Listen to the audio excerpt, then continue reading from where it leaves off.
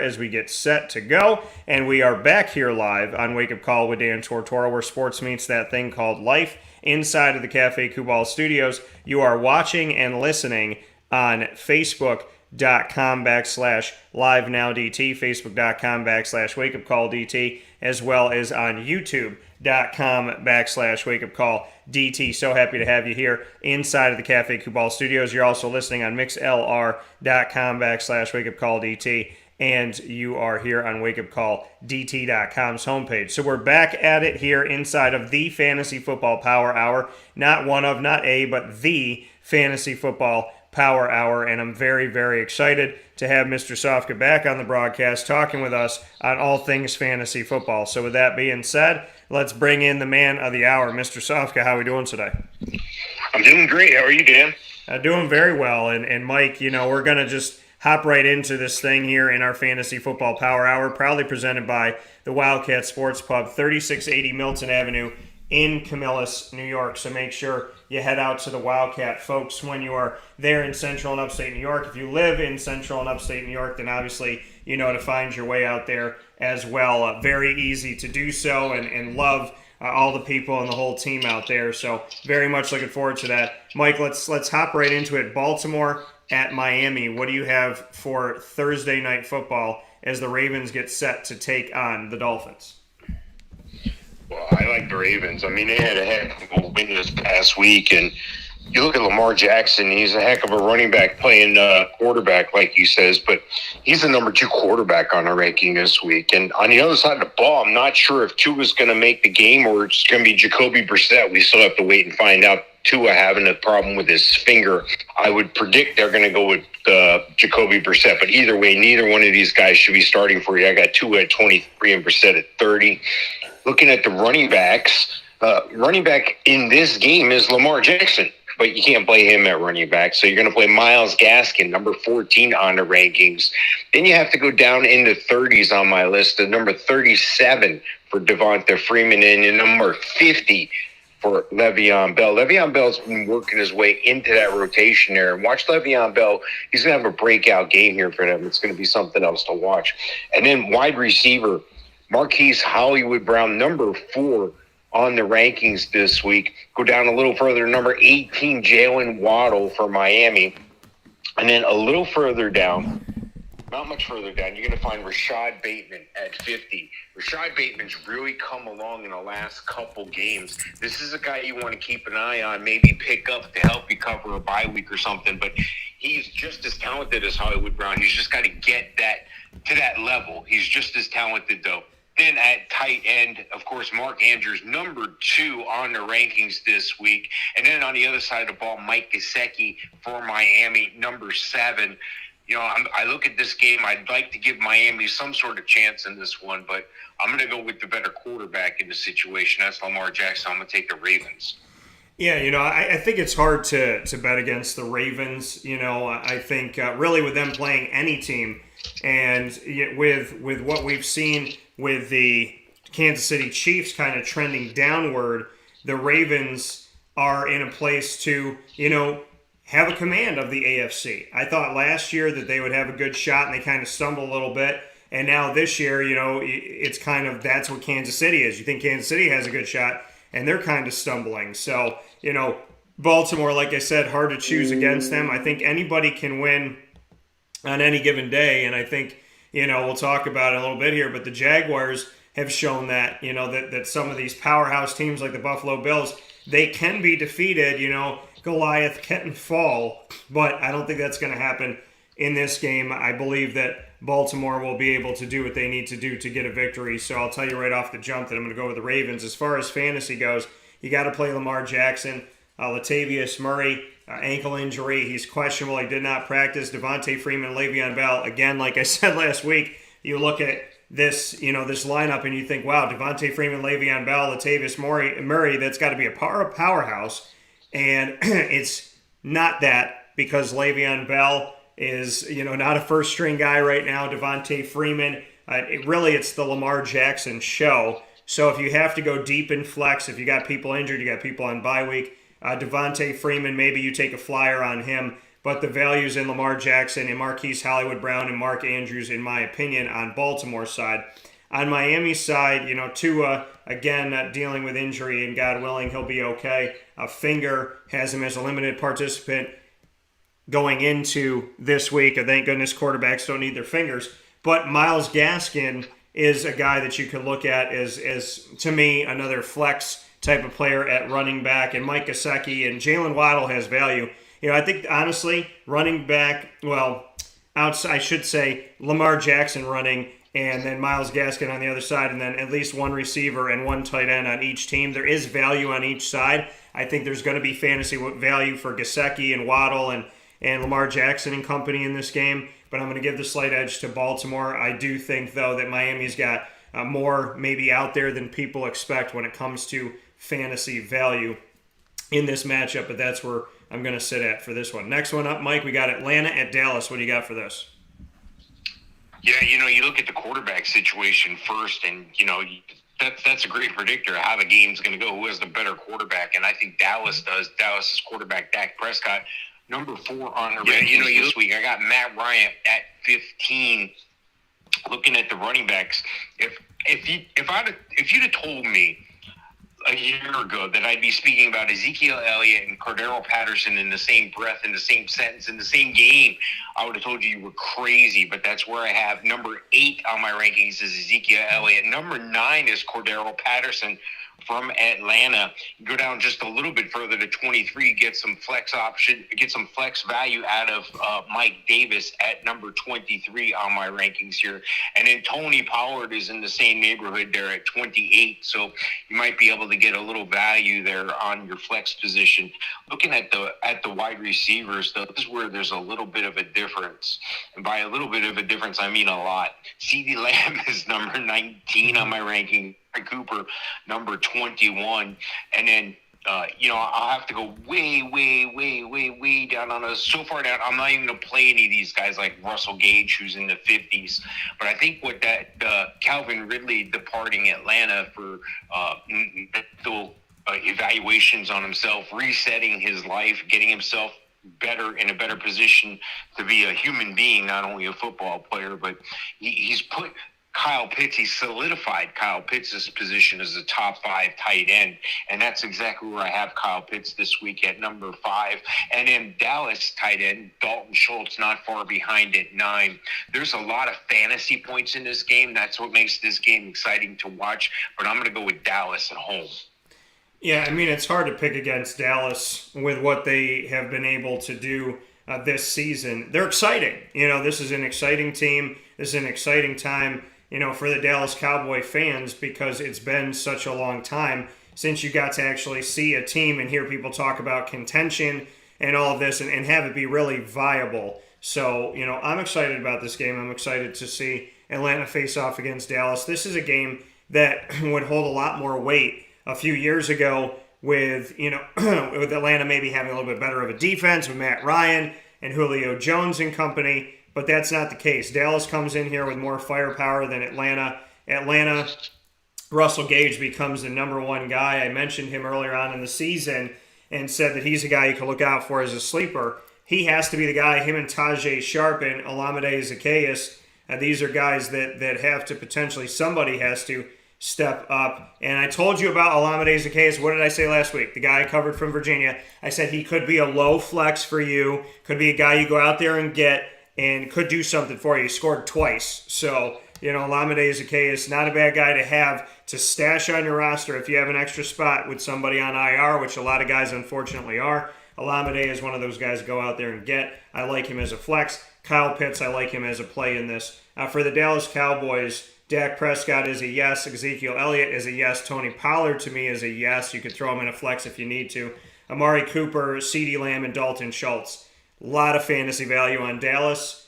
Dallas gets the dub, in my opinion. I'm going with the Cowboys. Next up here, Mike, that we have inside of the Fantasy Football Power Hour for Week 10. Make sure you send your questions to us on youtube.com/wakeupcalldt, as well as on facebook.com/wakeupcalldt, and our live feed chat room. And you can also chat with us on mixlr.com/wakeupcalldt, as Johnny did, saying that Detroit is going to get a dub this week. Next one up, Mike, New Orleans at Tennessee. What do you got? Yeah, the New Orleans quarterback situation is still kind of in flux. They're going to lean on starting Trevor Siemian. You're going to see some Taysom Hill a little more so this week. And, I can't really start either one of those guys. Obviously, I got Trevor Siemian at 28, and I got Taysom Hill at 29. On the other side of the ball, though, Ryan Tannehill seems to be getting it done. He seems to not do too much, but not do too little. He seems to not hurt his team usually. He's at number 16 on the rankings this week. Big difference is at running back. Alvin Kamara for the Saints, obviously a top running back. He's number 13 on the rankings this week. And Jeremy McNichols, you're going to see a little more use out of him this week as well. He's number 20 on the rankings. And then you can go down just a little bit further, still find some value in an Adrian Peterson and a Mark Ingram for either team. Mark Ingram at 33 and Adrian Peterson at 35 on the rankings. And the biggest difference is at wide receiver. Of course, Tennessee has A.J. Brown. He's number 12 on my ranking this week. And then going down just a little bit further, Julio Jones, number 41, still working his way back from injury. But I have to go down a lot further, like 59 on my rankings to Marquez Callaway. So I'm obviously not playing a wide receiver from New Orleans. And at tight end is not really any value at all. I mean, you go to Adam Troutman at 20 on my rankings. 24 is Anthony Fersker. And, I think the tight looked really good in their last game there. I mean, they manhandled the Rams. It wasn't those. Don't let the score confuse you. 28-16. It really wasn't like that. It was more like 28-0. Those were almost garbage time touchdowns. So looking at Tennessee, I think Tennessee's unstoppable right now. Without Derrick Henry, I'm going to say Tennessee wins this one at home.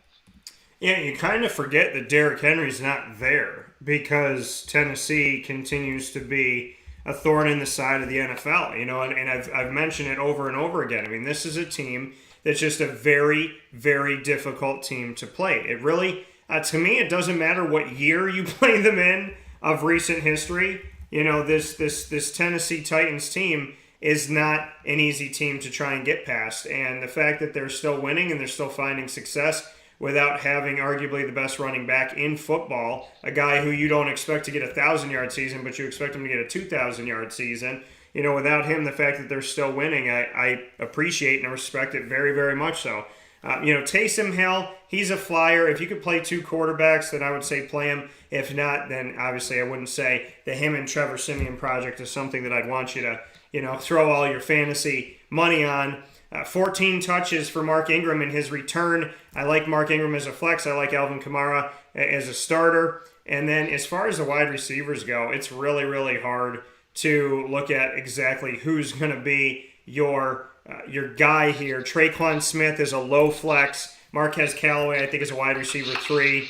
And Juwan Johnson, I think, was the best bet when it came to, remember, every quarterback has their guy. Juwan Johnson and Jameis Winston, that was a good link-up. But right now he's third on the depth chart. So I'm not really sold on the tight ends in New Orleans. For Tennessee, Ryan Tannehill, not a bad play in this game. He's playing the Saints. I would say he's a low-end 1, high-end 2 at quarterback. Adrian Peterson is still playing football, folks. I like Adrian Peterson in this matchup. I really do. I have him as a low-end running back, too, in this. And A.J. Brown and Julio Jones, God willing, should be both good to go. I like A.J. Brown. Julio, not so much, but if you have to take a flyer or somebody's off, maybe you throw him in there late. Not really sold on the tight end situation either. This is a tough one for me because I respect a lot of players on both sides of this game very much so for what they can bring to the table in a game that I don't think either team is great as far as they're coming in. I shouldn't say that. Both teams are coming in banged up, so they're not at full go. That's what I should say. But with that being said, I do think that this game can get into the 30s, and I'm going to give the slight edge to Tennessee in this matchup. So that's where I'm going to fall with this. Mike, next one up that we have, Jacksonville at Indy. It was 420 days. 420 days between wins in the Americas for the Jacksonville Jaguars. First time that they have won on American soil in over 400 days. They did it. They got 2 wins this season, including the one out in London. Now they're going to Indianapolis. I get, I get PTSD when I have to think back of Jason Myers kicking for Jacksonville a few years back, and he missed 3 game-winning field goals at Lucas Oil Stadium. But he's not the kicker of the Jaguars anymore, and the Jacksonville Jaguars have won 2 in the last 3 weeks. What are your thoughts on Jacksonville and Indianapolis? Yeah, it's going to be an interesting game. I think the best quarterback right now is Carson Wentz in this game. Ask me that in 2 years, I'll probably say Trevor Lawrence. So Carson Wentz, number 9 on the rankings this week versus Jacksonville. Trevor Lawrence, number 21 at the running back. That's where a huge difference is. Jonathan Taylor, he's just lighting everyone up. He's the number 2 ranked running back on the rankings this week. And James Robinson should be back from an injury. He's number 20 on the rankings. You can go to Nyheim Hines. He'll get you some value in a PPR league, especially in a flex position.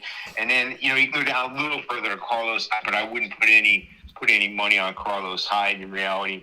Looking at the wide receiver situation, Michael Pittman at number 10 on the ranking, there's a tremendous drop-off for both teams. I have to go down to 31 for Marvin Jones Jr., and I have to go into 40s to look for a Zach Pascal, a Jamal Agnew, a Laviska Shenault. So I'm probably not even going to bother with those guys. And looking at the tight ends, Dan Arnold, number 10 on my ranking this week, and Mo Alley-Cox at number 17. I'd like to think we're going to see some more Kyle Granson real soon, but I just haven't seen enough there yet. So, but the thing that hurts Mo Alley-Cox is that, they also have, another tight end on the team than Jack Doyle that can block better. So he's on the field a lot, opening holes up for Jonathan Taylor, and that gives him a little more opportunity. But Mo Alley-Cox seems to be the one that on Indianapolis who comes up with the better share of the target. So again, he's at number 17 on the ranking this week. And looking at this game, geez, I'd like to pick the Jaguars to go 2 in a row here, but I can't. I'm going to go with Indianapolis at home. Yeah, I mean, this game is within division of the AFC South, right? It's supposed to have meaning. It's supposed to hold a little bit more weight as far as, what's going to shake out this season. But the Jacksonville Jaguars have struggled over the years, and unfortunately, God bless me, unfortunately it has led to, kind of where they're at right now. But they've won 2 of the last 3 weeks, which gives you some promise and gives you some hope. They've had the opportunity to have a bye week. They've had the opportunity to try and get better here and get healthier. So, in this matchup, Trevor Lawrence, he's a little bit banged up, so you got to look at this. He's got an ankle injury, so I just watched that. I like Trevor Lawrence in this game. I like him if you can play 2 quarterbacks. If you can't, then obviously I wouldn't say to lean everything on him, but I do like him in this game. I do like Trevor Lawrence in this matchup. And James Robinson, if he's good to go, he's the best player on the team, so go with him. Dan Arnold, a low-end 1. I would say more of a high-end 2 tight end for me. For the Indianapolis Colts, Carson Wentz has made a lot of mistakes. But there are some good things that he has done. I would say he's a quarterback, low-end 1, high-end 2. Jonathan Taylor's worth the play. Nyheim Hines is worth the potential flex. Michael Pittman is worth the play at wide receiver. But I'm going to give the edge to Jacksonville in this game. I got the Jaguars winning this one. I think they're going to be able to pull it out. I think they're going to be able to find yet another victory. They could be trending upward at the most opportune time, these Jaguars. So I'm going to give them a victory over Indianapolis this week. Cleveland at the Patriots, before we take a step aside. The Browns at the Patriots. Patriots, when they had Brady, were known for bringing in wide receivers that were troublemakers, that were lost souls, whatever it is, in the NFL. And so you would think that maybe there's a phone call to Odell, but there's no Tom Brady. It's just Bill Belichick there. What are your thoughts on Cleveland at New England and the fact that the OBJ project in Cleveland is now over? Yeah, this is something else, and I'll tell you later on in the show here exactly where Odell is going to sign. But looking at both of these teams here, Cleveland and the Patriots are both 5-4, and they both have a similar situation in their offensive scheme.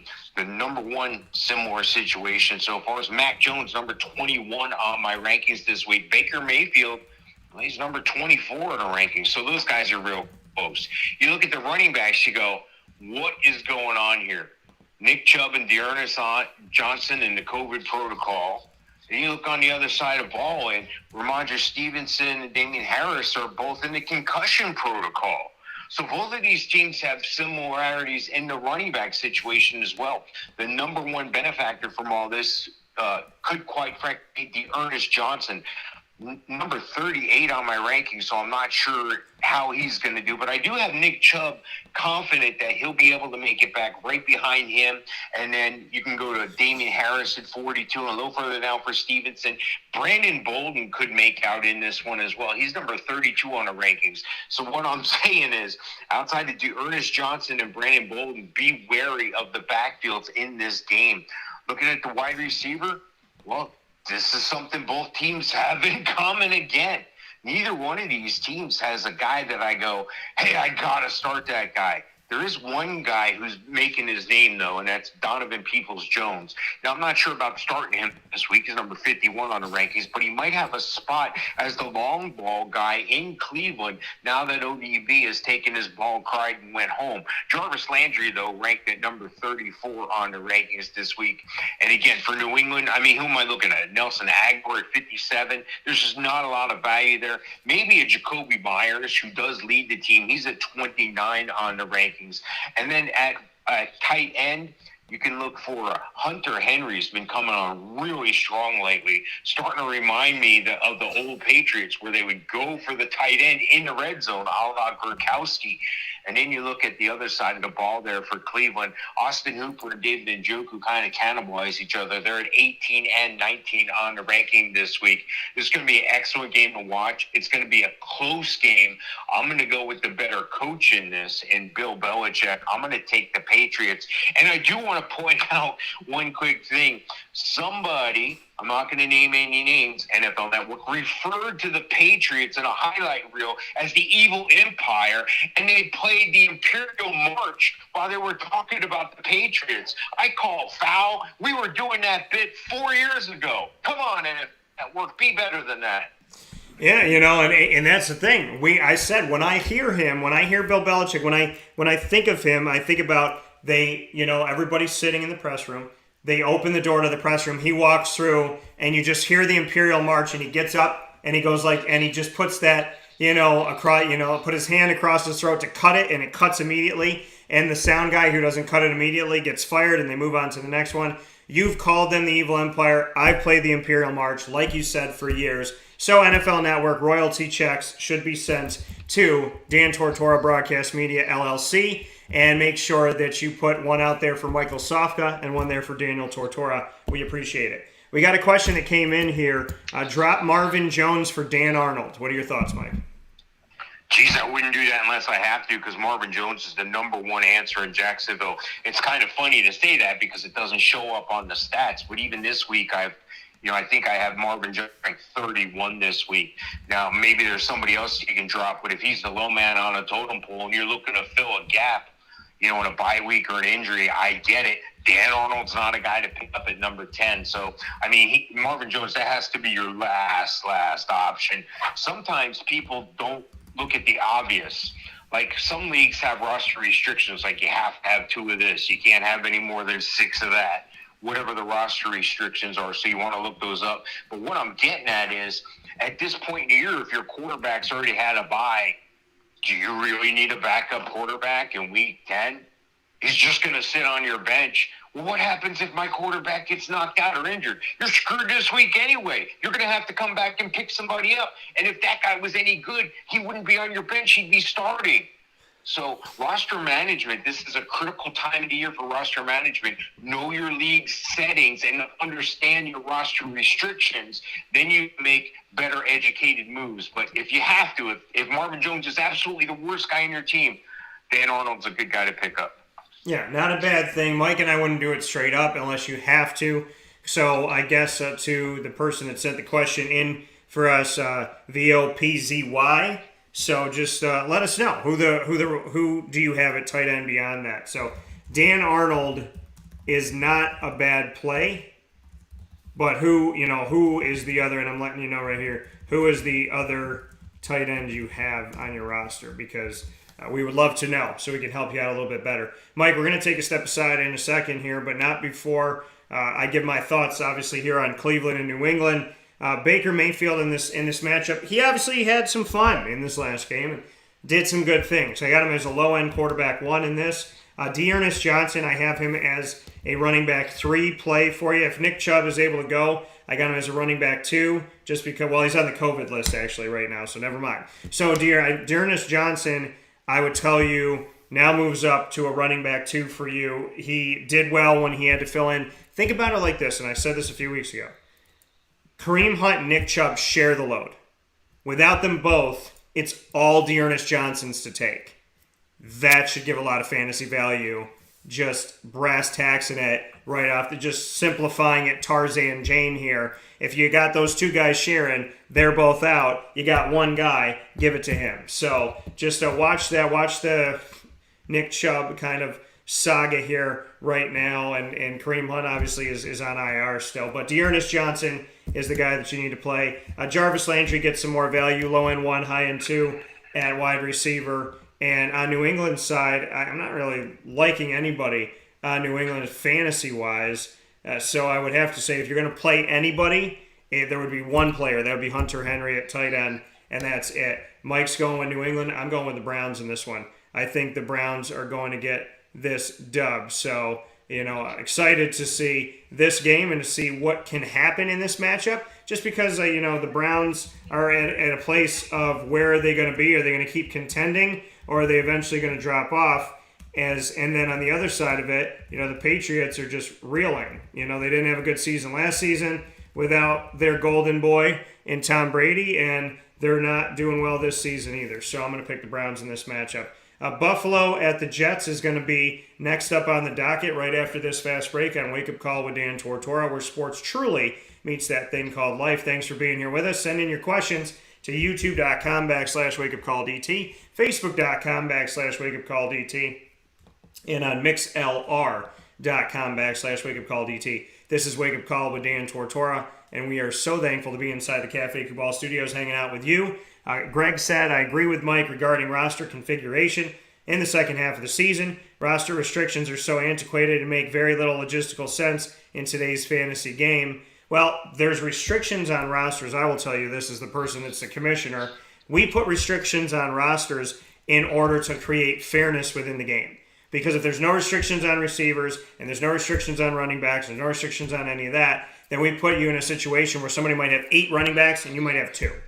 So we put restrictions on on what you're allowed to cap out as at the end of it all. And this year, because of COVID and everything else going on, I expanded to as many injured reserve positions as I possibly could with 4, which is what ESPN allows. So I did everything I could to allow for ample space to still fill your roster if and when injuries came, if and when there was COVID issues and whatnot. But I restrict, I could say in my leagues, how many, because someone's going to end up way lopsided, somebody's going to end up with nothing, and I wanted to create more fairness in the game. So that's how I look at it from my point of view. We'll take a step aside for a fast break. We'll be back inside of the Fantasy Football Power Hour on Wake Up Call with Dan Tortora, proudly presented by the Wildcat Sports Pub, where you can go every Monday through Sunday, 7 days a week, to 3680 Milton Avenue to watch the games and enjoy their fantastic food, the Wildcat sauce on those boneless wings, the chicken Caesar wrap, the Philly cheesesteak, and so much more. And, of course, you can get takeout and delivery at 315-487-2222. That's 315-487-2222 for the Wildcat. Carvel DeWitt, it's what happy tastes like. Do you know why? Because we make ice cream. Creamy, rich, flavorful ice cream, not yogurt. Carvel DeWitt, it's what happy tastes like. Do you know why? Because we make ice cream. Creamy, rich, flavorful ice cream, not yogurt or iced milk like some of our competitors. Ice cream, fresh, by hand, daily. For the calorie conscious, we have something new for you. Our new Carvelite. Same great flavor, creaminess, and texture of our regular ice cream with only 35 calories an ounce. So whether you want an ice cream cake, flying saucer, dasher, carvalanche, hard or soft ice cream, we will satisfy your craving with our fresh, handmade regular or new Carvelite ice cream. Carvel DeWitt. It's what happy tastes like.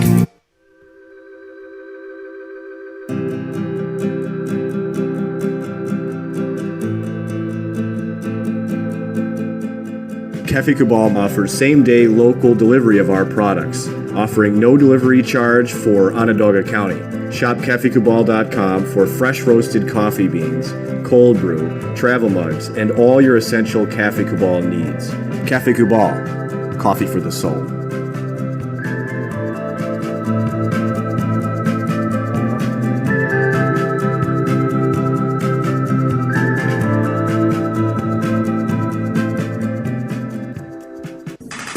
The Wildcat Sports Pub in Camillus, New York is located on 3680 Milton Avenue in the Home Depot Plaza. It is your family-friendly sports bar and restaurant. Folks, some sports bars aren't family-friendly. Some family-friendly restaurants are not sports bars. The Wildcat Sports Pub in Camillus, New York is proud to be both.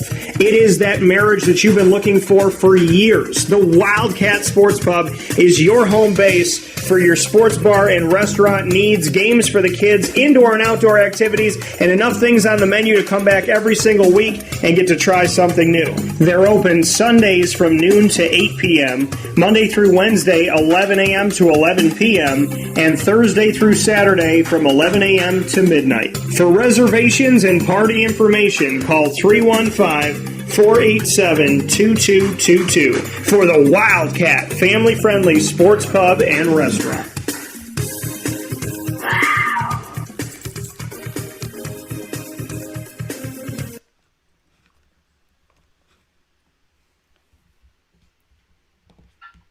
Welcome back here to Wake Up Call with Dan Tortora on wakeupcalldt.com, your one-stop sports shop, and on mixlr.com/wakeupcalldt. We are inside of the Cafe Kubal studios here on Wake Up Call with Dan Tortora, where sports meets life. And inside these Cafe Kubal studios, we are more than happy to bring you everything that we possibly can every Monday through Friday from 9 a.m. to 11 a.m. Eastern Time. We appreciate you tuning in. Whether you are on youtube.com/wakeupcalldt, facebook.com/wakeupcalldt, as well as facebook.com/live-now-dt, mixlr.com/wakeupcalldt, and on wakeupcalldt.com, where everything Wake Up Call related is found in one hub on our website on wakeupcalldt.com. So make sure you bookmark that and subscribe today, and we appreciate everybody that has done so. So happy to be here with you inside the Cafe Kubal studios and Cafe Kubal on 3501 James Street, as well as 208 North Townsend Street, 401 South Salina Street, all in Syracuse, inside of Golisano's Children's Hospital in downtown Syracuse, as well as 343 Fayette Street in Manlius, and on the corner of Route 11 and Taft Road at Sweetheart Corners in North Syracuse in their drive-through location. Make sure you go out there and support local today. And speaking of supporting local, the Wildcat Sports Pub proudly presenting the Fantasy Football Power Hour to you every single Wednesday from 9:45 to 11 a.m. Eastern Time, exclusively here on Wake Up Call with Dan Tortora. And you're catching us here on the YouTube live feed, as well as the Facebook live feed and the MixLR live feed. So make sure that you send in your questions. If you got them, we'll be more than happy to answer them. So with that being said, Mike, we head to our next game, Buffalo at the Jets. What do you got? What I got is an open letter to the Bills. What are you doing? You killed me last week. Are you kidding? 6 points in Jacksonville? Jacksonville! We're talking about the Jaguars! And you goose-egg me. Yeah, I'm talking to you, Josh Allen, number one fantasy quarterback. I'm talking to you, Emmanuel Sanders, Stephon Diggs, Cole Beasley, Zach Moss. Where are you guys? What did you do? I'll tell you what you did. You did nothing. Nothing. And you killed me. I'm counting on you this week. I'm putting it out there, Josh Allen. You're my number one ranked quarterback at the Jets. Josh Allen, please get it done this week. On the other side of the ball, they're not so lucky. They've had some injuries. Their best bet is for Mike White, even with that forearm strain for them to start. I got Mike White at 25 on rankings this week. Now, here comes the difficult part. Zach Moss still coming out of a concussion protocol, so he's going to be limited. Devin Singletary hasn't been affected. These guys are going to kind of cannibalize each other in this game. I got Zach Moss 21, Devin Singletary 26. Who would have thought that the best running back on the field in this game would be a rookie? And for the Jets, Michael Carter at number 18. Looking at the wide receiver, you can skip that for the Jets. They don't have any wide receivers. Stephon Diggs counting on you this week at number 11. Cole Beasley, you're at number 25, so you're still in flex play for me there. Tight ends, Dawson Knox playing with a broken hand. I don't know how that's going to affect him. I do know it knocked him down on my list. He's number 29 on the rankings. Maybe a Ryan Griffin at 34 on the rankings for you Jet fans. But looking at this game, Buffalo. Just be Buffalo. Don't be anybody else. You're going into the city. Well, you're going past that. You're going to Jersey. But you're going into the... Just win 8. I'm going to take Buffalo to win. Yeah, the Bills definitely. I thought they were going to win that game 44-7. So, I mean, against Jacksonville. The Buffalo Bills have definitely put fantasy owners on some panic alert. Not that this is something. I don't want to say panic alert. They put you in a very questionable situation. A very, very questionable situation, because the set it and forget it's. Those are, that's Josh Allen, that's Lamar Jackson. There's certain set it and forget it's. Pat Mahomes was supposed to be a set it and forget it, and he's been putting you in a difficult position too.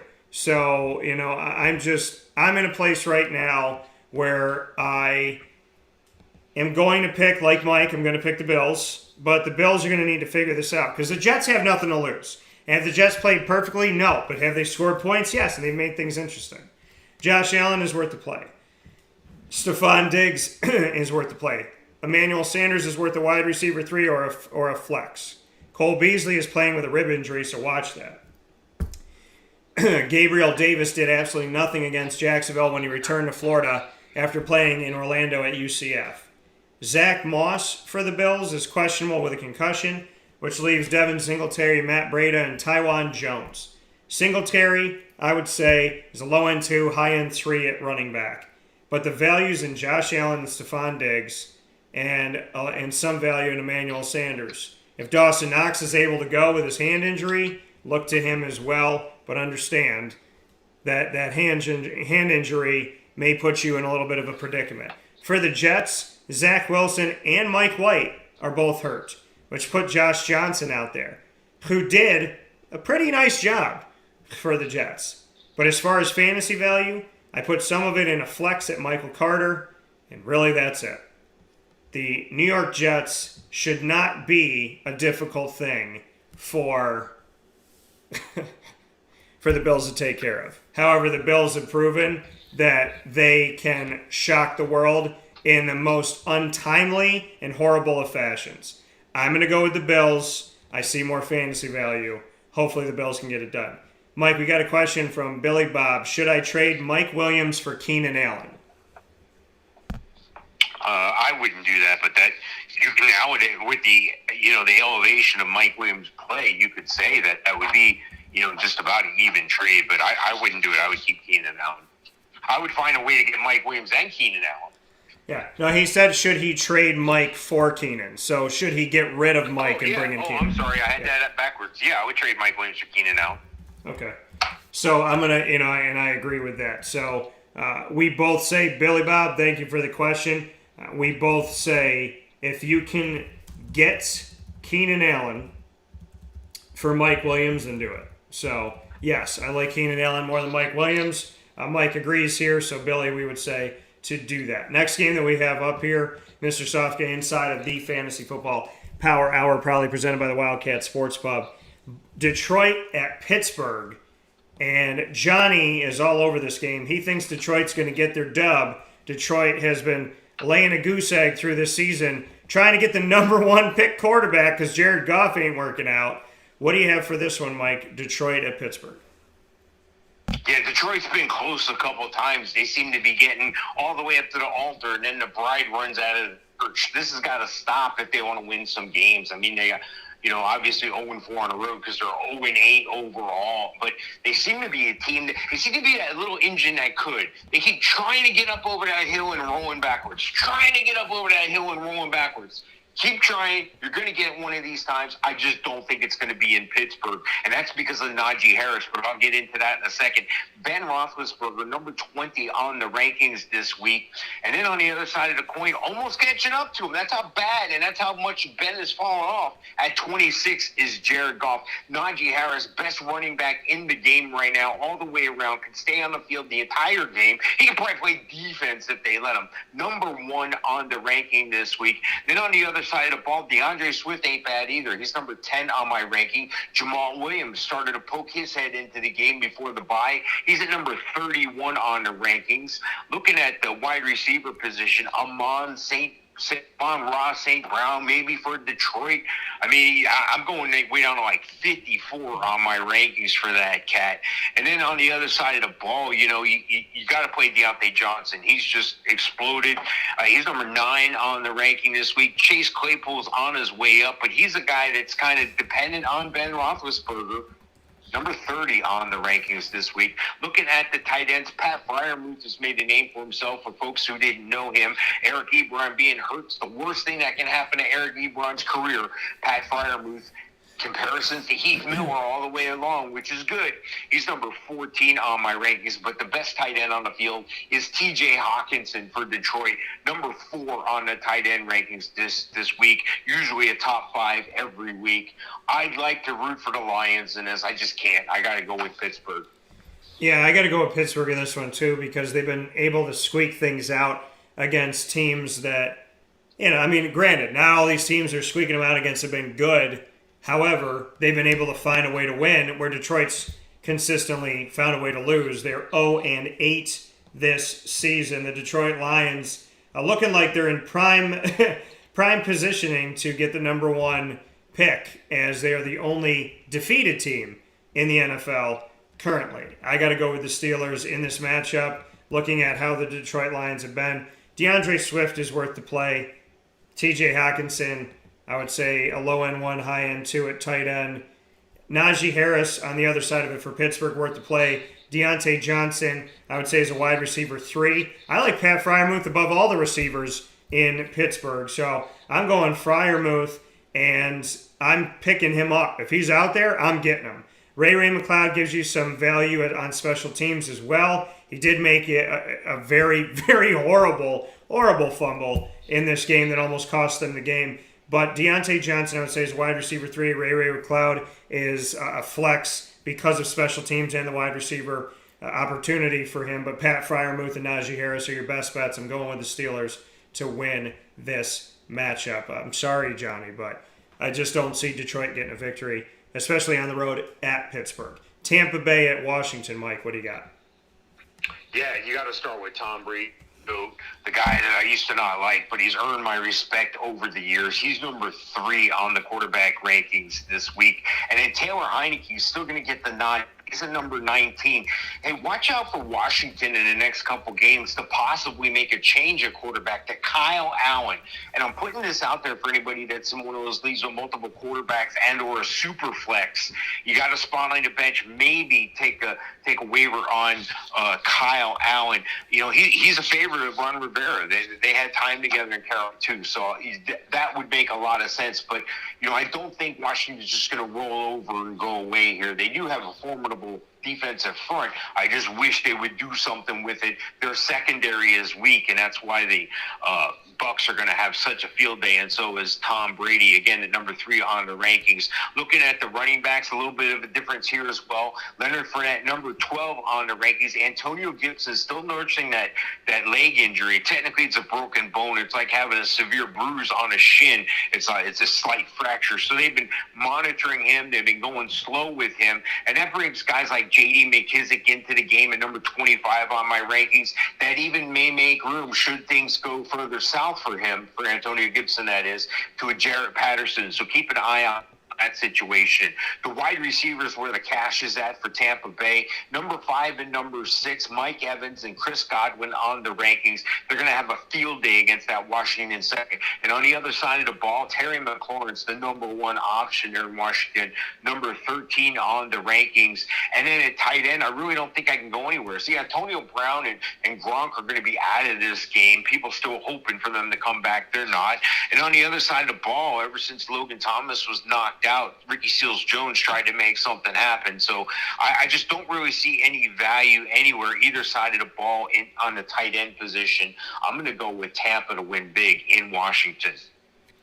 Yeah, Washington to me is I mean, they're a team that they've been an enigma. They've been an enigma before Ron Rivera. They've been an enigma with Ron Rivera.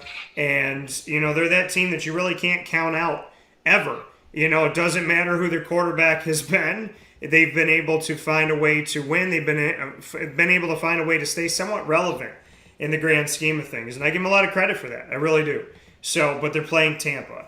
And I'm not very worried about Tampa in this game. Tom Brady, Leonard Fournette, Mike Evans, Chris Godwin, all worth the play. Cameron Brate, a low end, I would say he's a mid-range tight end 2 because of the questionableness of Rob Gronkowski right now. But if Rob's able to play, then I would say go with him. On the other side of it, Taylor Heineke, Ryan Fitzpatrick, Kyle Allen have all proven that they can play. They're in the perfect place in Washington because for whatever reason, if you go to the Washington football team, they don't have a name and they also don't have a set quarterback. So being in this position is good for these guys because they can find success. But I wouldn't play any of them as your outright quarterback this week unless you could play 2 quarterbacks. Terry McLaurin's worth the play. Antonio Gibson is worth the play as well. And like I said, I'm going with Tampa in this matchup to take care of business. Mike, next one up, Carolina at Arizona. What do you got? Yeah, Arizona has put the league on notice. They are a team to be reckoned with. They can take their quarterback. They can take one of their top receivers. They can take their running back in the game, and they're still going to find a way to beat you. How about that? That's a team that's a winning team. When you can find ways to win, you're a winning team. This junk about teams, we're rebuilding, and we were without this guy, and this guy was hurt. You didn't see Tennessee complaining about Derrick Henry being out. They're winning football games. So is Arizona, and I like what they're doing. Have Colt McCoy. He's not going to light it up for you. Do not start him in fantasy this week. He's number 31 on my rankings. But he's probably not going to make the mistakes. He's not going to put the team in jeopardy. They're not going to have a hard time winning this game because of Colt McCoy. That's the difference in winners as well. P.J. Walker, same thing on the other side, number 27. I'm not sure Sam Darnold's going to make the game here, so looks like P.J. Walker at 27 on my rankings. The big value in this game is at running back. Christian McCaffrey, number 6 on the rankings. James Conner checking in, number 7. What an explosive game. 3 touchdowns. Every time I turned around, he was running a long one. He's number 7 on my rankings. Doesn't look like Chase Edmonds is going to make the game. So those are the 2 guys you want at running back.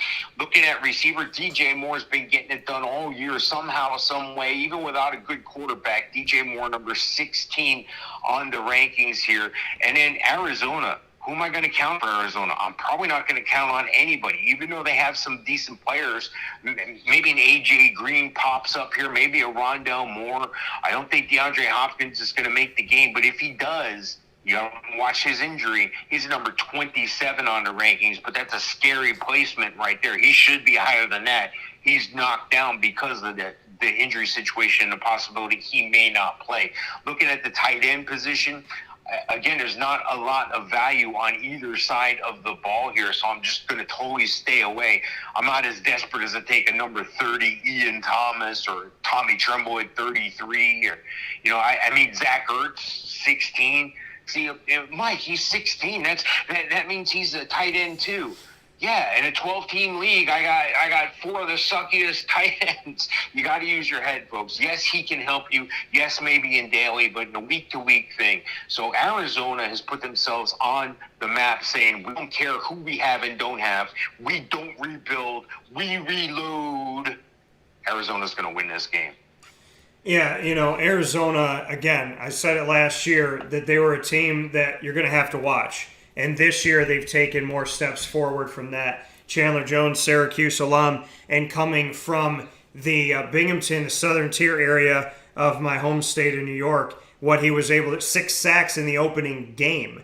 So, Arizona's got a lot to be proud of, and James Conner's my guy. He's doing his thing. 1 year, $1 million. So stupid for Pittsburgh to get rid of him, and here he is in Arizona getting what's NFL peanuts, not peanuts to you and I, but peanuts to them, and he's obviously showcasing himself, and hopefully for a long-term contract, either with Arizona or with somebody who appreciates him. Christian McCaffrey's back.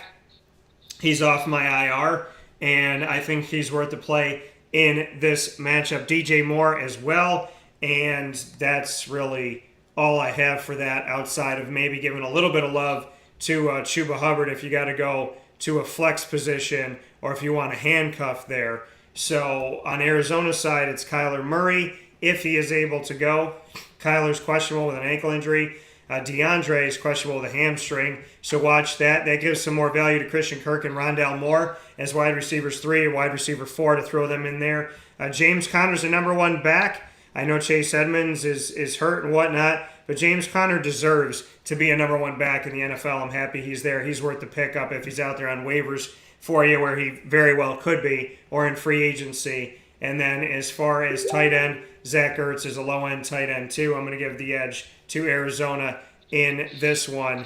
And, for Sam Darnold being in the P.J. Walker situation, my guy P.J. Walker from Temple getting an opportunity to put himself out there could be pretty I'm definitely going to be watching that game because I want to see what he can do, and I'm excited to see what he can do here with his NFL start. So I'm going to go with the Cardinals, though, in this one. They got more value, and I feel better about the situation. Mike, next one, Washington at the Chargers. Or pardon me, not Washington. Minnesota at the Chargers. Keep in mind, Dalvin Cook right now dealing with an off-the-field issue that someone said they were abused by him. He's saying he was abused by them. So just monitor that. But Minnesota is going in to Los Angeles to face off against the Chargers. What do you got? Yeah, from what we hear about the Cook situation, I don't think it's going to affect him this year. However, if you look at years past and players that have had things like this pop up on them in the league here, you just go back to a Ray Rice, then all of a sudden a video showed up and he was cut. Nobody wanted to have anything to do with him.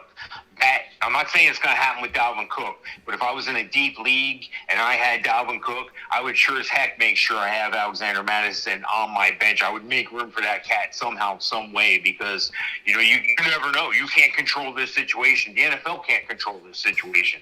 So there's no telling what's going to happen. So back yourself up right now. Do that today, especially if you have Dalvin Cook. And if you don't have Dalvin Cook, and Alexander Madison's out there, go get Alexander Madison. Now you have a bargaining chip to trade with the guy who owns Dalvin Cook. Put that reality. People buy stuff and people back themselves up and get warranties and so forth on products out of fear. If you just hint that could happen to Dalvin Cook, because nobody can predict the future, that owner may be apt to trade with you. I'm not saying rip the owner off. I'm saying make a fair trade, of course. But looking at Minnesota going to Los Angeles to face the Chargers here, I got Kirk Cousins at number 12. Justin Herbert's the guy that's the better quarterback. He hasn't shown it all the time this year, though. A little bit of a sophomore slump. This is Justin Herbert, number 6 on my rankings.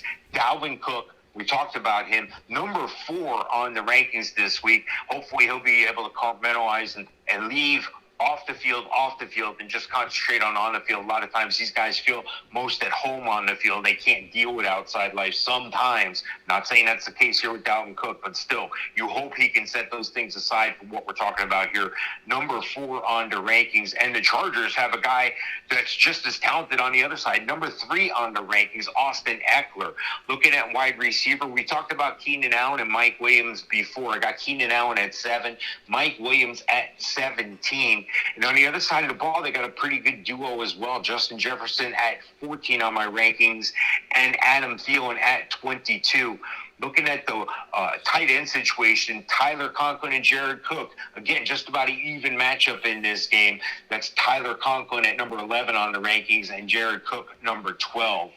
Looking at this game, I would like to take Minnesota. Apparently, there might be looking at a coaching change in Minnesota should things continue to go south. Minnesota's a talented team. I just don't think they're going to have enough to go across the country and beat the Chargers. I'm going to take the Chargers at home.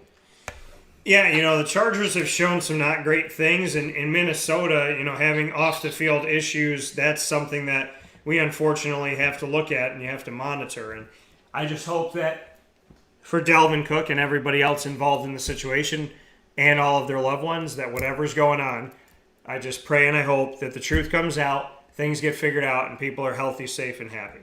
That's what I hope for. Looking at the actual game itself, for now, Dalvin Cook is your guy, Justin Jefferson, Adam Thielen. I like Tyler Conklin as a low-end tight end 1. On the other side of it, for the Chargers, Justin Herbert, I would say is a mid-range quarterback 1. Austin Eckler's worth the play. Keenan Allen, Mike Williams behind Keenan Allen, and a little bit of Jared Cook, I would say, in this. But again, Donald Parham Jr., the guy I told you about last year, coming in from the XFL, he just scored another touchdown. And he's not a household name to a lot of people, so could be a guy to pick up, especially if you're dealing with injuries and you got a deep league or you got somebody on bye this week at tight end. So maybe just something for you to look at. But I would say I'm going to lean on the side of the Chargers too, Mike. I'll agree with you, and I'll pick the Chargers in this matchup to win the game, although the fact that I think that there's a lot to be said about, what Minnesota can be and what, frankly, I think some fans think Minnesota should be by now. Philadelphia at Denver, Mike. What do you have for this? Yeah, I like this game a lot. I like it for different reasons, though. You look at the quarterback for Jalen Hurts. Even though his team isn't winning a lot of games, he's still playing at, off the charts almost. He's number 7 on the rankings this week. And then on the other side of the ball, another guy who's been playing pretty well. He's not going to put his team in a situation where he costs them the victory. That's Teddy Bridgewater at number 13 on the rankings. And then when you go over to running back, Melvin Gordon and Javonte Williams, they complement each other. I know I use the word cannibalize each other, but they complement each other very well. Teams just as good with one on the field as the other or both. 17 is where Melvin Gordon checks in on the rankings. Javonte Williams for Denver at number 22. Then on the other side of the ball, they have a little bit of a different situation. Miles Sanders still going to probably be out with that ankle injury for at least another week. I got Boston Scott at number 29, Jordan Howard at 43. Kenneth Gainwell's all but fallen off the map at number 50 on the rankings this week. So that's a situation you're probably going to want to avoid. And then when you go over to the wide receiver situation for both teams, both teams sort of have guys that can produce, okay? They're capable. Any one of these guys can step up on any given day. It's consistency, and sometimes that worries me here. Jerry Jeudy's made his way back, though. I'm not going to hold injury against him. He's at number 28 right now. Cortland Sutton at number 26. I got Devontae Smith at 33, and that's probably all I'm going to play in wide receiver respect there. And then I look at the tight ends, and again, I'm having a little bit of a difficulty here starting a tight end. Even Dallas Goedert's fallen off a little bit. I guess I could play him. I got him at number 8, so I'll play him if I have him. But, nothing on the other side of the ball. I'm going to go with Denver at home. This is going to be a close game. This is going to be a more exciting game than people think to watch. I'm excited to watch this one. I'm going to take Denver at home. Yeah, I agree with you. I think Denver's exciting to watch this year. I do. I think they're kind of that team that, if you don't have a dog in the race, you might root for them. That's that team that can kind of sneak in and make things interesting at the end of the season. That's what I like. Where Philadelphia is a team that, is looks like they're trying to figure things out. May need the draft to kind of help them get a little bit better here and rise a little bit farther, because Philadelphia doesn't really have anything to hang its hat on right now. Now, Jalen Hurts, he's been able to do a lot of good stuff. But, you trust his legs. He's a weapon, and that's something you have to look to. Jordan Howard is now taken over and in the backfield for Philly, so if you have to go for a flex, I'd look at him as a running back 3 or a running back 4. I'm not sold on him high, but that's where you could go. Devontae Smith did some good things, as I mentioned, to play him last week. That's the only wide receiver I play on Philly this week. Dallas Goedert, he's done okay. He's still a tight end 1 for me, but maybe on the lower end-ish right now. If there's not going to be a lot of throwing from Jalen Hurts, obviously that's going to affect him. But, I do like Dallas Goedert, and I do think he's a tight end 1. I just don't know, if this is a guy that's going to get you 15 points in a game. On the other side of it, Melvin Gordon and Javonte Williams still splitting time. I still like Javonte better, but both of these guys, I'd say, would be running back twos on your team. Cortland Sutton's worth the play for me in this matchup as well, even though he only caught one pass in the victory. And Jerry Jeudy's worth the play. Tim Patrick's healthy again, but with these two guys back healthy, Sutton and Jeudy, his production will probably more than likely go down. So that's something for you to look at. And Noah Fant is hurt, and he's on the COVID list. So just monitor that and watch that right now. But beyond that, I see a lot of value in Denver, more so than the Eagles, and I'm going to go with the Broncos to get the victory in this matchup. Inside of the Cafe Kubal Studios, you are watching fantasy football coverage here with the Fantasy Football Power Hour, proudly powered by the Wildcat Sports Pub. Wildcat, there for you on 3680 Milton Avenue in Camillus, New York. 7 days a week. You can go there, watch games, have some great food. They have a ginormous projector screen. They have a private party room that you can reserve. They have catering, takeout, delivery, full bar, massive space, outdoor, indoor seating. Everything you could possibly need is at the Wildcat, and you're supporting local by doing it. So head out to 3680 Milton Avenue today. And, of course, for takeout and delivery, call 315-487-2222. That's 315-487-2222 for the Wildcat. Mike, next up here, Seattle at Green Bay. What do you got? Yeah, well, Seattle might be in for a surprise when they get to Green Bay. They may be surprised. I'm calling the shot right now, folks. This is where I think at SI.com that Beckham Jr. is going to end up. He's going to end up in Green Bay. Watch for him to possibly even suit up this week. Now, it's a bold statement, I know, but it is what it is. I think that's where he wants to go. He has a chance to win the Super Bowl with Aaron Rodgers. Aaron Rodgers checks in at number 10 on the rankings this week. And Russell Wilson's still making his way back from injury. He just had that pin pulled out of his finger. That was on his middle finger, if I'm not mistaken, and that's usually the last finger to release off the ball. So, I got him downgraded just a tad at number 14 this week. He's expected to start. Watch that situation closely. Looking at running back, Aaron Jones is the man. He's the best running back on the field, number 5 in the rankings.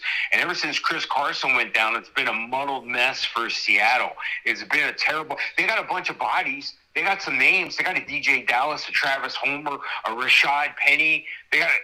None of these guys seems to be getting it done. Chris Carson hoping to be back this week. The best hope for that team is probably Alex Collins, checking in at number 41 on my rankings. Looking at the wide receivers here, you can't go and say Seattle without DK Metcalf. That cat always makes a big play. He's at number 15 on my rankings. And then on the other side of the ball, Devontae Adams is usually the guy. He's number 2 on my rankings. But there's a tremendous drop-off for both teams. That's why I suggested Odell go to Green Bay. I think Aaron would check off on it. I'm sure Odell's checked off on it according to SI.com. So I would like to see that happen. That would make Devontae Adams that much more valuable if that's even possible. Tight end position for either team, I'm just staying away. But I'm going to go with the Packers at home with possibly a new teammate on their side. Yeah, it'd be interesting to see that. If I'm Aaron Rodgers, I wouldn't want to deal with it. But if I'm Aaron Rodgers and I know that I'm leaving Green Bay after this season and I can leave him with a drama queen, that might leave him walking out with an extra smirk on his already smirking face. So, this one for me, Green Bay at Seattle, obviously with the Green Bay Packers, this is a team who they started off and they kind of made you feel like, who are they going to be? And is Aaron Rodgers really going to – I can't imagine a world where he doesn't try that hard. I couldn't see that. But there was the question of, is he really going to give it all? And is this team really going to be relevant this year? That question did come up. And very quickly does that question go away as the Packers have made the NFC even more interesting with already the Dallas Cowboys and already the Arizona Cardinals and some other teams here that have really shown themselves in a very positive way this year. Green Bay's 7-2. Arizona's 8-1. The Rams are 7-2. The Bucs are 6-2, and the Cowboys are 6-2. So he came to play, and I didn't think he was going to pack it in and mail it in, and he hasn't been. Now he's still on that COVID list. If he can get off that COVID list and play Aaron Rodgers, outside of that, Aaron Jones and A.J. Dillon are worth the play. Devontae Adams and Alan Lazard are back, but they are in the hands of Aaron Rodgers. Mercedes Lewis, my guy, limited in Week 9. I don't expect a lot from him, but in reality world, I'm a big fan. On the other side for Seattle, Alex Collins, low-end guy, still worth the play for you. Could be a running back 3, but not bad to have because he's a starter. So he's not the greatest fantasy value, but he's going to get touches because he's a starter. DK Metcalf and Tyler Lockett worth the play as well, and Everett and Disley kind of take away from each other, so I'd stay away from that. I'm going to go with the Packers in this game and just hoping that we get to see the return of one Aaron Rodgers. With that being said, we're going to take a step aside for a fast break. The game that's coming up after this, we talk Sunday and Monday Night Football. The Sunday Night Football game, well, guess what, folks? Last year, Vegas went into Kansas City and beat the Chiefs, who were supposed to be Super Bowl bound. Well, now they get a shot to go after each other again, and the Chiefs have to travel to the Raiders, with the Chiefs not looking like the Chiefs that we expected. All of that, as well as Monday Night Football, coming up right after this fast break on Wake Up Call with Dan Tortora from inside of the Cafe Kubal Studios.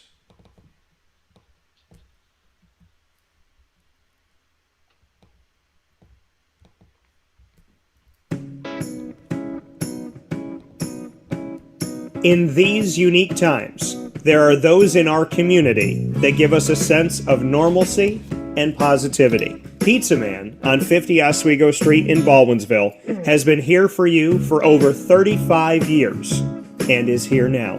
Call 315-638-1234 or order online at pizzamanbeeville.com to bring those familiar tastes into your home. And remember to come see our monthly on-site broadcasts centered around the community and our Baldwinsville beats. Pizza Man in Baldwinsville. Any way you slice it, they are always here for you.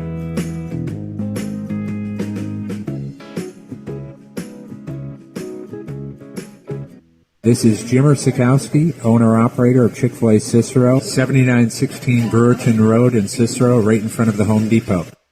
I had a deep feeling that God wanted me to do something bigger with my life and to help people, help others. He kept putting Chick-fil-A in my life, and I realized as I was going through the franchise selection process that positively impacting the lives of others was really core to what we do here at Chick-fil-A.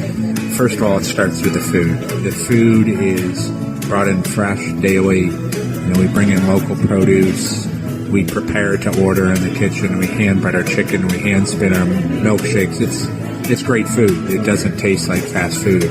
I think the second thing is the way people feel when they come in a Chick-fil-A restaurant. It's different. We try to treat people with intentional kindness here, which is very different and deeper than good customer service. And so I think it feels remarkable for most people to come in a Chick-fil-A restaurant. And then lastly, the impact that we try to have in the community is very different. It's a big part of the expectation of every operator of a Chick-fil-A restaurant is that they're actively engaged in their community, they're a leader in the community, and they're making a difference. When they realize that what we're striving to do is to shine a little light in their life, that's a very, very different experience than you will have in any other quick service restaurant. And it's that remarkable experience that I think people will emotionally connect with. I'm George Townsend of Honda City with some good advice when buying a new car. The true cost of owning a new car is determined by the appraised value when you trade it. No vehicle appraises higher than a Honda. Next, look for low APRs and deep discounts. You also want low maintenance costs and great fuel economy. That's why my advice to you is to buy a new Honda. Looking pre-owned, visit our Honda Certified Used Car Center. Honda City, 7140 Henry Clay Boulevard, Liverpool, or HondaCity-CNY.com. It would be a pity if you don't shop at Honda City. Our corporate purpose at Chick-fil-A is to glorify God by being faithful stewards of all that's entrusted to us and to positively influence all those who come in contact with Chick-fil-A. And what became increasingly clear from our success in Cicero is that people love Chick-fil-A. And also I think we recognized that, we had a great opportunity to grow the brand and grow our platform. I felt incredibly grateful when I was selected to be a Chick-fil-A operator. I think what it's meant for me, what I've come to realize on a very deep level is that this is a calling for me. It's not a career. It's not a job. The Lord called me to be a Chick-fil-A operator and to use these restaurants to glorify Him and to positively influence other people. I'm blessed. I'm very blessed. Head to Chick-fil-A Clay on 3974 State Route 31 in Liverpool, New York.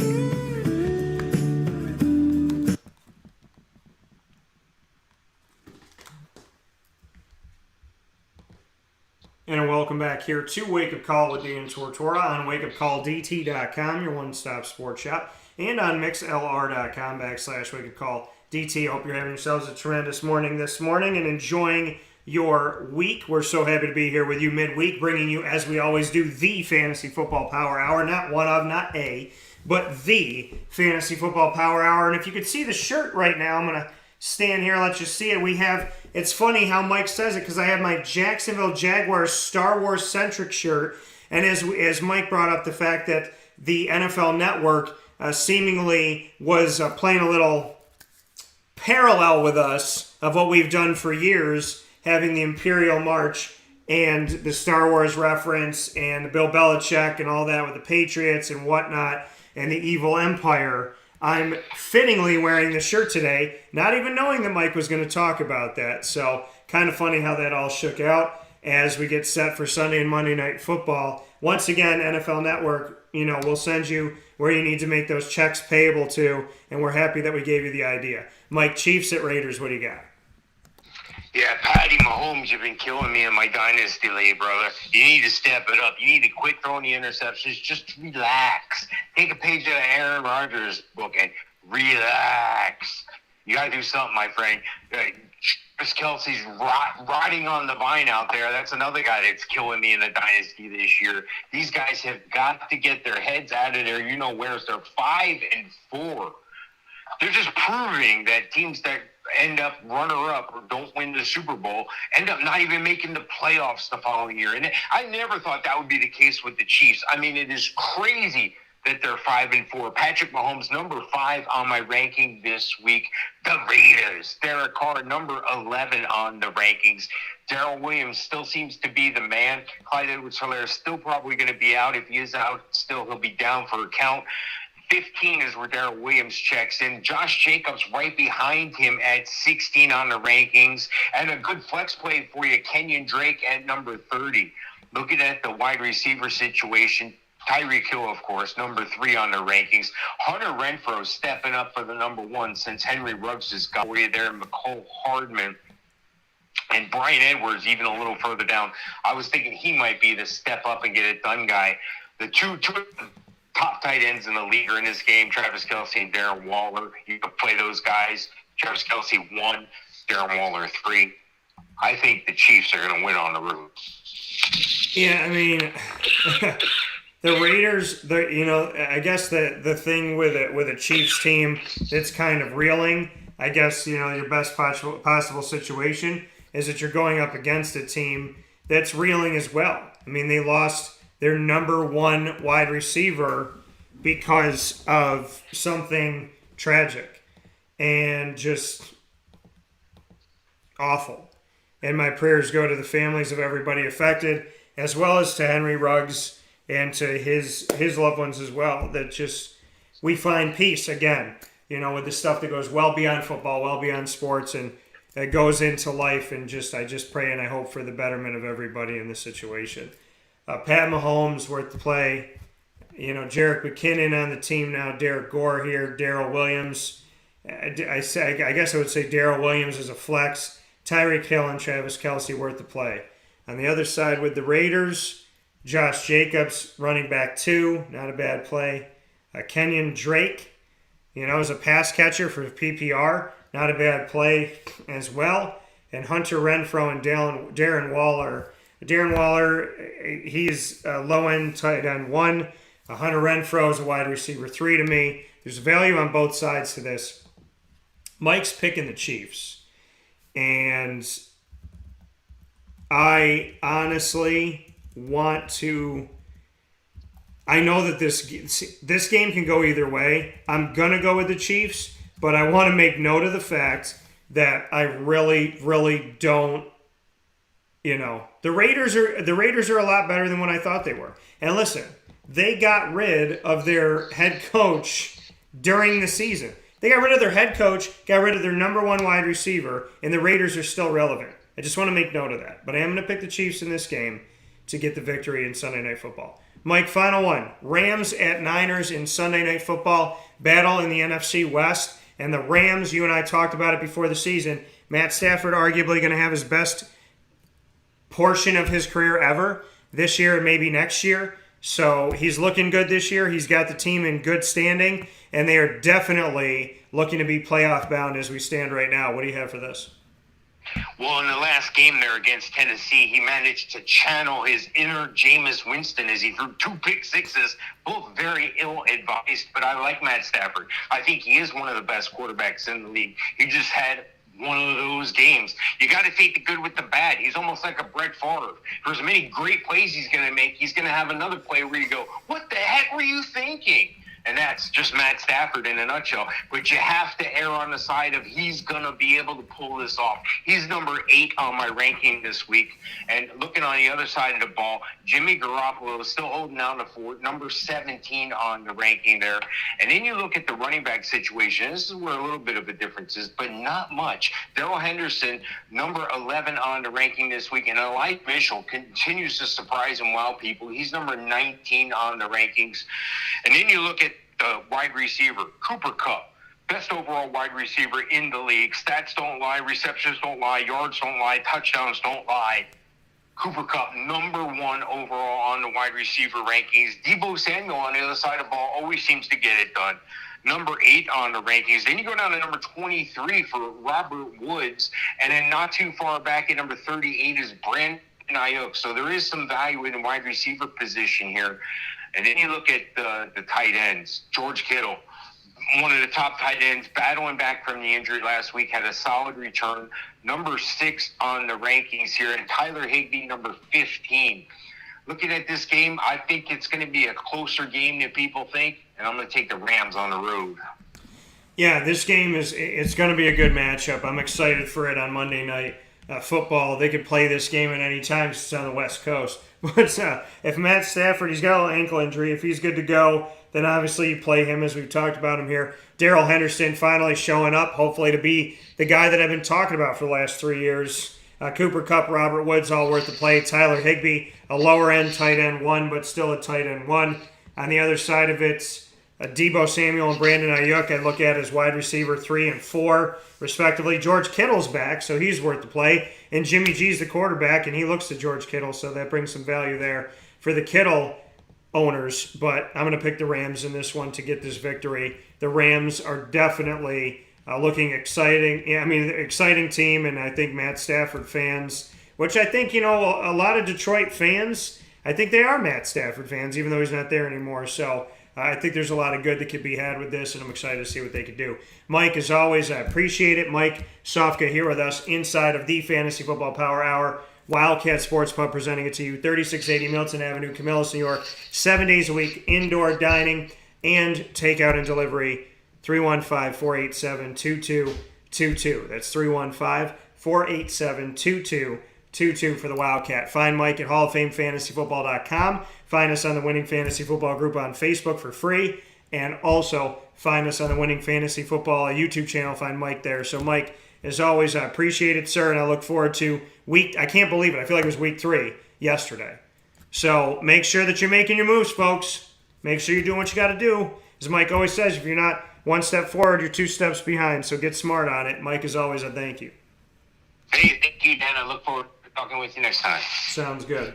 That coming from Mike Sofka here on HallOfFameFantasyFootball.com is where you'll find him. And, of course, you are with us in the beautiful, wonderful Cafe Kubal studios. And I appreciate you being here on Wake Up Call with Dan Tortora, where sports meets life. I want to give a proud thank you to Mike Sofka once again, as well as a big thanks to Nino Hernandez of the Lemoyne College Dolphins men's basketball team, and for the men's basketball team, as well as for, Lemoyne in and of itself. So a big thanks to everybody there and much appreciation. You can find out more information by going to LemoyneDolphins.com. And speaking of Nino Hernandez and the crew, I'm very excited that the Lemoyne Dolphins men's basketball program will be starting off their season next Tuesday at Indiana University of Pennsylvania, IUPUI. They'll be doing that on Tuesday, November 16th at 7 p.m., and they'll be home Saturday, November 20th at 3 p.m. Eastern Time against the University of New Haven. So make sure you come see them for their first home game. And I do want to make mention, speaking of basketball, for the women's basketball team at Lemoyne, as they start off their season next Wednesday at 5:30 p.m. Eastern Time against East Stroudsburg University at home, and they're going to have 2 home games. They'll have the University of New Haven in the doubleheader with the men's team on November 20th, and they'll have the game on November 17th, a week from today, against East Stroudsburg at 5:30 p.m. Eastern Time on Ted Grant Court. The first game for the return of Mary Grimes, and the first ever game with Mary Grimes as the head coach of Lemoyne women's basketball. So excited to see Mary, excited to see the team, and the return of Joanna Dabrowski back on the team as well. She was a former front court player, and now she is the assistant coach that is overseeing the front court. So very excited for the return of Joanna as well as for the return of Mary. So make sure you come out and see them. Wake Up Call with Dan Tortora live for you every Monday through Friday from 9 a.m. to 11 a.m. Eastern Time. YouTube.com/WakeUpCallDT.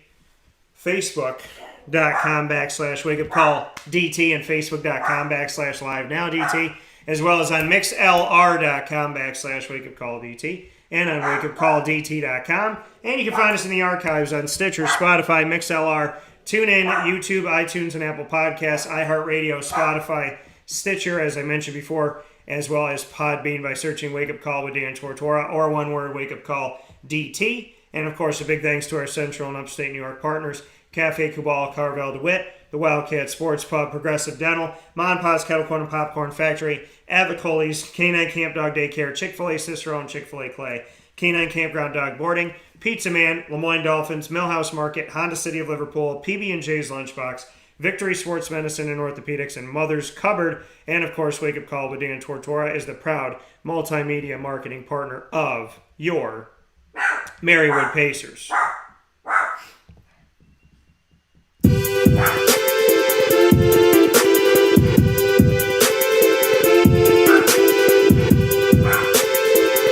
The Marywood Pacers proudly coming to you in Pacer Pride exclusive specials on Wake Up Call with Dan Tortora. There's 2 coming up this Friday, so make sure you check those out. And thank you for being on Wake Up Call with Dan Tortora. As always, you hear from Lily here in the studio with us. And God bless, no stress, do your best. I look forward to talking with you all soon